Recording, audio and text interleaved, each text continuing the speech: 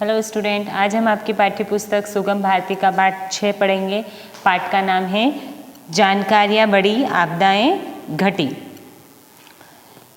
जानकारियाँ मतलब जो हमें किसी भी वस्तु या किसी भी चीज़ के बारे में जानकारी होती है वो, तो जानकारियाँ मतलब बढ़ना, उसके बारे में हमें हर चीज़ पता होना। और आपदाएं मतलब होता है विपत्ति या मुसीबत, तो वो कैसे घटती है या कैसे आती है ये सीखेंगे। प्राकृतिक आपदाओं की जानकारी देते हुए उनके निदान का ज्ञान करना, शब्दों का वाक्यों में प्रयोग सीखना, वाक्य और उसके प्रकारों का ज्ञान कराना, संवाद शैली से अवगत कराना, ये सारी बातें हम इस पाठ में सीखेंगे। राकेश, माँ जल्दी नाश्ता बना दो, 8 बज गए हैं। माँ राकेश के पिता की ओर देखती है। एक लड़का है राकेश नाम का, वो अपनी माँ से क्या कहता है कि जल्दी से नाश्ता बना दो, 8 बज गए हैं। तो वो उसके पिता की ओर देखते हुए सुरेंद्र, राकेश बेटा कहाँ जाने की तैयारी हो रही है। जो राकेश के पिता हैं उनका नाम क्या है? सुरेंद्र। वो क्या कहते हैं कि राकेश बेटा कहाँ जाने की तैयारी हो रही है। राकेश, आज मैं अपने मित्र गणों के साथ नदी किनारे पिकनिक मनाने जा रहा हूँ। राकेश क्या कहता है अपने पिता को कि वो अपने मित्र गणों मतलब अपने दोस्तों के साथ पिकनिक मनाने, पिकनिक मतलब क्या होता है कि हम घर से बाहर किसी बगीचे में या कोई स्थान होता है वहाँ पर घूमने के लिए जाते हैं या पार्टी मनाने जाते हैं। तो कहाँ जा रहा था वो? नदी किनारे पिकनिक मनाने जा रहा था। सुरेंद्र, आज पिकनिक पर जाना मुझे तो उचित नहीं लगता। देखते नहीं काले बादलों से आसमान अटा पड़ा है,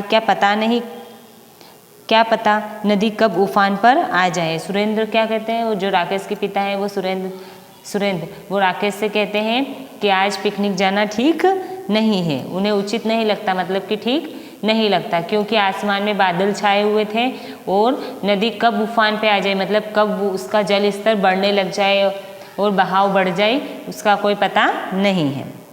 राकेश, पिताजी वर्षा तो हो नहीं रही, फिर नदी में बाढ़ कैसे आएगी। राकेश क्या कहता है अपने पिता से कि वर्षा तो नहीं हो रही, लेकिन फिर नदी में बाढ़ कैसे आएगी।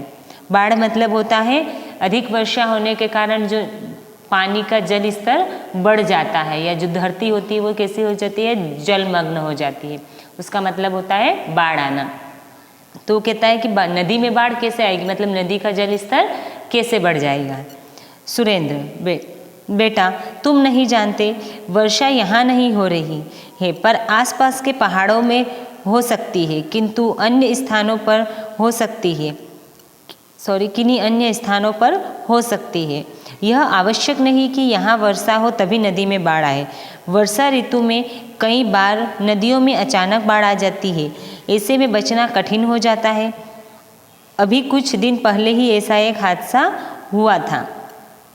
क्या कहते हैं उसके पिता कि जरूरी नहीं कि यहाँ पर वर्षा हो तभी यहाँ की नदी में बाढ़ आएगी, किसी और स्थान, नदियों में पानी कहाँ से आता है? अलग अलग नदियों से बहकर पानी आता है, तो कहीं और स्थान पर या कहीं और जो पहाड़ी क्षेत्र होते हैं वहाँ पर बारिश होने से क्या कि वहाँ से पानी का बहाव आएगा, जिससे नदी का जल स्तर बढ़ जाता है और जिससे नदी में बाढ़ आ जाती है। और इसी तरीके से वर्षा ऋतु में नदियों में अचानक बाढ़ आ जाती है और ऐसे में उससे बचना मुश्किल होता है। और उन्होंने क्या कहा कि अभी कुछ दिन पहले ही ऐसी एक घटना घटी थी, मतलब हादसा मतलब दुर्घटना हुआ था। राकेश, अचानक बाढ़ आने का क्या कारण होता है। सुरेंद्र, कभी कभी ऊपरी इलाकों का पानी बाढ़ का रूप ले लेता है। पंकज, रोहित आते हैं। राकेश अपने पिता से पूछता है कि अचानक बाढ़ का आना क्या होता है, मतलब अचानक बाढ़ आ जाती है मतलब क्या।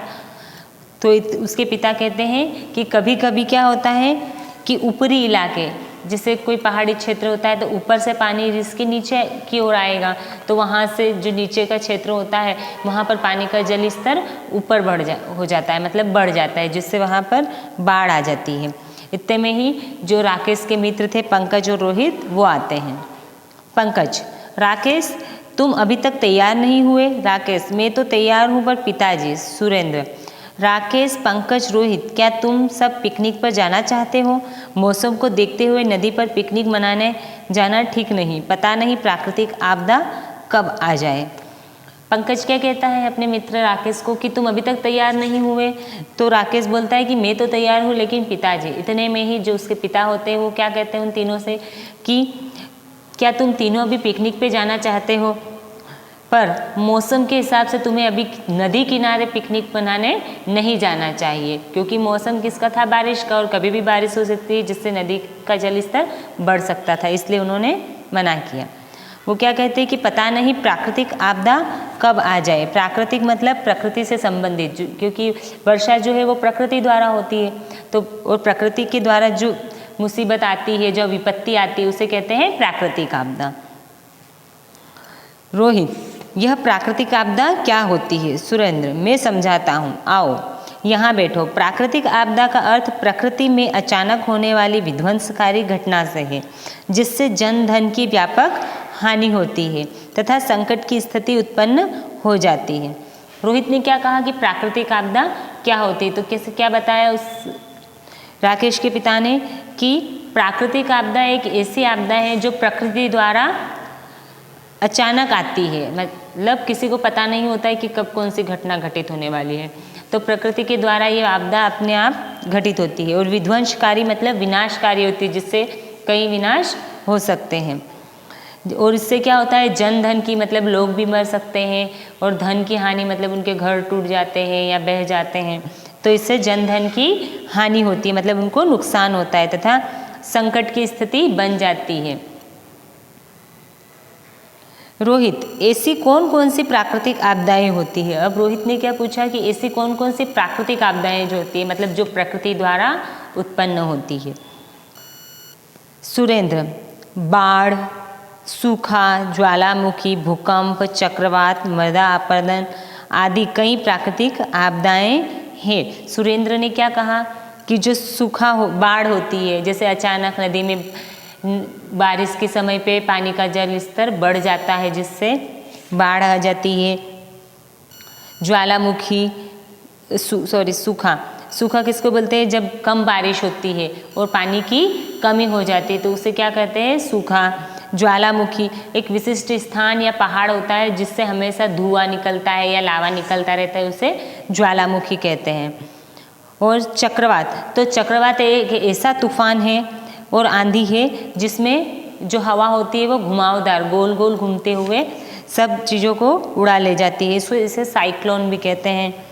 भूकंप प्रकृति के अंदर मतलब धरती के अंदर कुछ हलचल होती है, जिसके कारण बाहरी जो धरती के अंदर हलचल होने के कारण धरती के ऊपरी हिस्से में कंपन होता है, उसे हम भूकंप कहते हैं।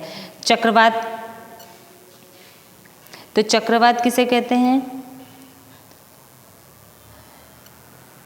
जो समुद्र में तूफान आता है उसे चक्रवात कहते हैं। मृदा अपरदन मतलब मिट्टी, और अपरदन मतलब उसका कटाव, तो जब मिट्टी अत्यधिक बारिश के कारण मिट्टी बह के चली जाती है उसे कहते हैं मृदा अपरदन। तो ये सब क्या होती है, प्राकृतिक आपदाएं हैं। राकेश, पिताजी बाढ़ तो भारत के पूर्वी क्षेत्र में ही अधिक आती है, यह बाढ़ कैसे आती है? अब राकेश ने क्या कहा कि पिताजी बाढ़ कहाँ आती है, भारत के पूर्वी क्षेत्र में, और ये बाढ़ कैसे आती है, पूछा कि वहाँ पर अधिकतर बाढ़ आती है सुना है, लेकिन वो कैसे आती है। सुरेंद्र, बाढ़ का संबंध वर्षा से है, किसी प्रदेश में अधिक मात्रा में वर्षा होती है तो नदियाँ उफनने लगती है।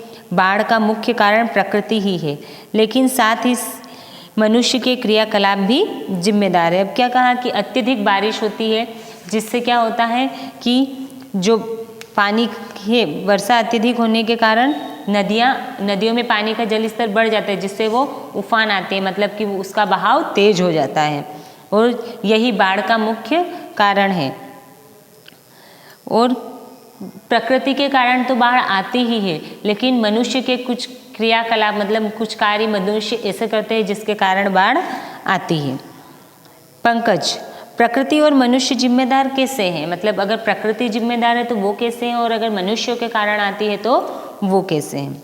सुरेंद्र, अरे भाई, वनों की कटाई, बादल का फटना, भारी वर्षा होना, भूकंप आना, नदियों की वहन क्षमता कम होना, पानी के बहाव में अवरोध होना आदि सभी कारण प्रकृति और मनुष्य से ही जुड़े हैं। अब सुरेंद्र क्या कहते हैं कि वनों की कटाई मतलब जो जंगल में पेड़ पौधे होते हैं उनको काटना, और बादल का फटना मतलब इतनी बहुत तेज बारिश होना, भारी वर्षा होना मतलब बारिश रुकना ही नहीं, भूकंप आना, और नदियों की वहन क्षमता मतलब जो नदियों में बहाव होता है वो कम होना, और पानी के प्रवाह में अवरोध होना मतलब जब पानी बहता है और वो उसमें अवरोध मतलब कि वो रुक जाता है तो वहाँ पर वो पानी इकट्ठा हो जाता है। आदि सभी कारण क्या है, प्रकृति और मनुष्य से ही जुड़े हैं। रोहित, पर पिताजी बाढ़ से होने वाले नुकसान को रोकने के लिए कुछ उपाय भी तो किए जा सकते हैं। अब क्या कहा कि यदि बाढ़ आती है तो उसको रोकने के लिए हम कुछ तो कर सकते हैं। सुरेंद्र, बाढ़ से होने वाले नुकसान को रोकने के लिए सब मिलकर प्रयास करते हैं। सरकार भी कई कार्य करती है, जैसे जल के बहाव में कमी करने के लिए वन लगाना, जल प्रवाह मार्ग में नहरी तंत्र का विकास करना, नदियों के किनारों पर तटबंधों तथा बांधों का निर्माण करवाना, बाढ़ की भविष्यवाणी पूर्वानुमान करना आदि। क्या कहा कि बाढ़ से होने वाले नुकसान को रोकने के लिए क्या किया जाता है, तो सरकार कई कार्य करती है, जैसे कौन सा, जल के बहाव में कमी करने के लिए मतलब कि पानी ज़्यादा ना बह के जाए उसके लिए क्या करते हैं हम,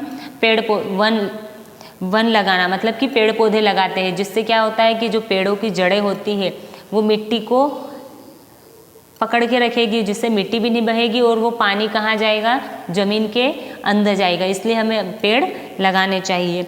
जल प्रवाह मार्ग में नहरी तंत्र का विकास करना, नहरी तंत्र मतलब होता है नहर परिवहन का मानव निर्मित संरचना जो खेती करने के लिए जिस खेतों तक पानी ले जाया जाता है उसे कहते हैं, तो उसका निर्माण करते हैं।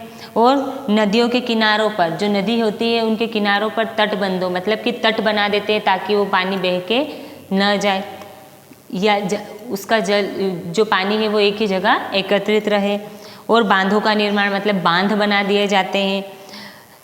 बाढ़ की भविष्यवाणी पूर्वानुमान करना मतलब कि बाढ़ आने से पहले ही उसकी भविष्यवाणी करना, इस तरीके के कार्य सरकार द्वारा किए जाते हैं। आज का पार्ट यहीं तक, बाकी का हम वीडियो के सेकंड पार्ट में पढ़ेंगे। Thank you.